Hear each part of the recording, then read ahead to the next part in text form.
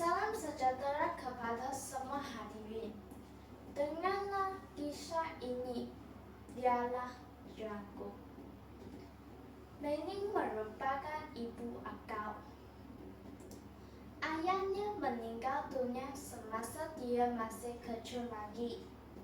Akal tidak gemar bercampur dan bergaul dengan orang lain. Akal suka memerap di rumah. Dia menolak untuk keluar rumah dan bersosial dengan anak-anak jiran yang lain. Hal ini merusingkan ibunya. Manakan tidak, Akal sanggup memerap di rumah sehari suntuk daripada keluar dan bertegur sapa dengan jiran di kawasan persekitaran rumahnya.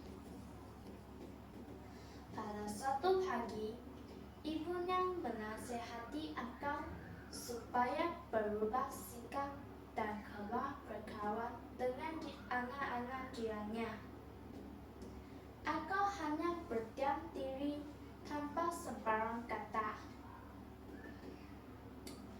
Dia seolah-olah tidak peduli dengan apa yang diperkataan oleh ibunya. Melihat keadaan Akal, Meling berlalu pergi. Dia tahu bahwa Akal tetap enggan bercampur dengan anak-anak jirannya yang berbangsa Melayu dan India. Dia mengatakan bahwa jiran-jirannya hanya suka menjaga tepi kain orang lain. Walaupun pelbagai nasihat telah diberikan kepadanya, nasihat yang diberi itu bagaikan mencurah air ke daun keladi, masuk telinga kanan, keluar telinga kiri. Pada suatu petang, seorang daripada anak jiran Meling, yaitu Ali, menghantar buah pisang dibawa oleh ibunya ke rumah Meling.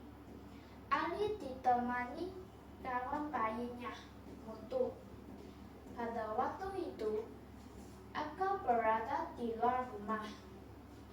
Lantas, Ali menyapa Akal dan bertanya akan kabarnya. Mutu pula bertanya tentang kesehatannya. Namun, Akal hanya menganggukkan kepalanya dan menunjuk perasaan tinggi. Selepas itu, Ali dan Mutu berlalu pergi dari rumah Akal dengan perasaan yang kecewa.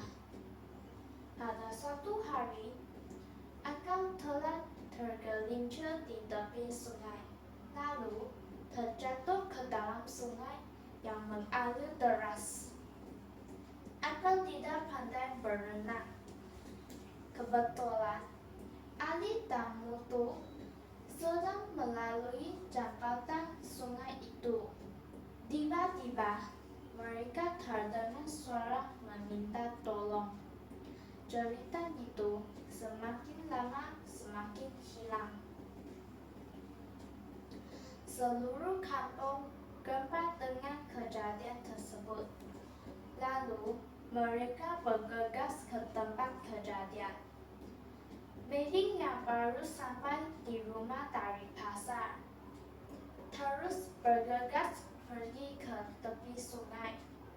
Dia menjerit meminta bantuan orang kampung untuk menyelamatkan permata hatinya. Ali bertindak pantas, lalu terjun ke dalam sungai untuk menyelamatkan Akal. Ali dibantu oleh Mutu dan penduduk kampung. Mereka bekerja sama bagai awal dengan tepi untuk menyelamatkan Akal. Akhirnya, Akal dapat diselamatkan. Dia terus dikerjakan ke hospital. kita. Di hospital, akal terbaring lesu. Sejurus kemudian, pintu kamar pesakit dibuka. Kelihatan Pak Abu, Mak Ubah, dan Ali melangkah perlahan menuju ke katil akal. Mening tersenyum sambil menjemput mereka duduk. Tiba-tiba, akal bersuara untuk meminta maaf. Dia menyesal.